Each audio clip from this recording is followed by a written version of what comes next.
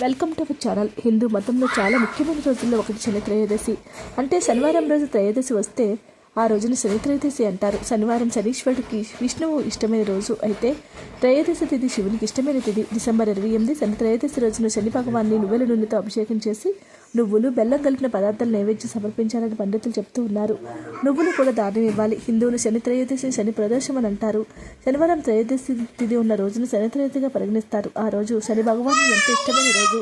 ఆ రోజున శివాలయంలో శని భగవాన్ని పూజిస్తే కష్టాలు తీర్తని పండితులు చెప్తారు. శని త్రయోదశి శివుడు పార్వతీదేవి శని భగవాన్ని ఆరాధన అంకితం చేయబడింది.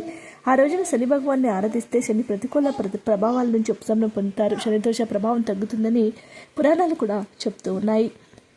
నీలాంబర సమాభాసం రవిపుత్రం యమాగజం ఛాయా మార్తాండ సంభూతం తం నమామి శనేశ్వరం.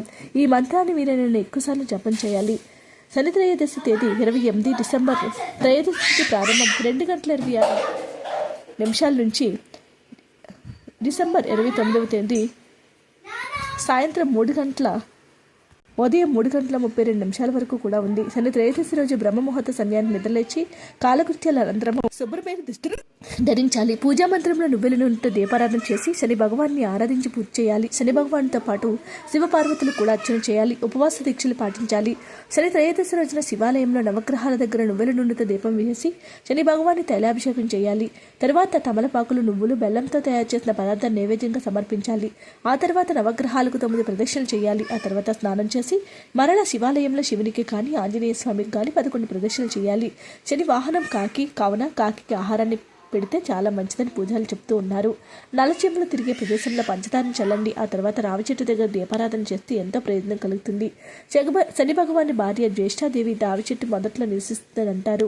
శని త్రయోదశి రోజు రావి చెట్టుకు 11 ప్రదక్షిణలు శని దోషం తొలగిపోతుంది. మనం ఎప్పుడు కూడా శని శని శని అని పిలిచి భయపడక్కర్లేదు. నిజానికి ఆయన నామం శనైశ్వరుడు. ఈశ్వర శబ్దం ఎక్కడైనా ఉందో అక్కడ ఐశ్వర్యం ఉంటుంది. ఈశ్వరుడు అనేటటువంటి శబ్దం రావటం చేత శనీశ్వరుడు కూడా శివునిలాగా వెంకటేశ్వరుని స్వామిలాగా మనల్ని అనుగ్రహిస్తాడు అని శాస్త్రాలు ఖచ్చితంగా చెప్తున్నాయి. కనుక ఎటువంటి భయాలు పోకుండా ముక్కోటి దేవతలతో ఒకరైన శనీశ్వరుని త్రికర్ణస్థితిగా పూజిస్తే అంతా శుభే కలుగుతుంది. శని ఏలినాడు శని అని ఎవరన్నా చెబితే భయపడకండి. చక్కగా అతన్ని స్మరించండి చాలు. ఆయన అదుపులో ఉన్న అన్ని సమస్యలను బయటపడేస్తాడు. వీడియోని లైక్ చేయండి. మరిన్ని వీడియోస్ కోసం మా ఛానల్ సబ్స్క్రైబ్ చేసుకోండి.